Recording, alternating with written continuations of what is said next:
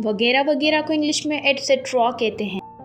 मिसाल के तौर पर को इंग्लिश में ई.जी. कहते हैं, यानी के को इंग्लिश में आई.ई. कहते हैं। बहुत सारे को इंग्लिश में मल्टी कहते हैं। दोबारा को इंग्लिश में री कहते हैं। आधे को इंग्लिश में सेमी कहते हैं। बमुकाबले को इंग्लिश में वर्सेस कहते हैं। आमने सामने को इंग्लिश में वीज़ा वी कहते हैं। पहली नज़र में को इंग्लिश में प्राइमा फिशा कहते हैं। बुढ़ापे को इंग्लिश में एनो डोमिनाई कहते हैं। मौजूदा सूरत हाल को इंग्लिश में स्टेटस क्वाओ कहते हैं। तालीमी खाके को इंग्लिश में क्यूरिकुलम विटाए यानी CV कहते हैं।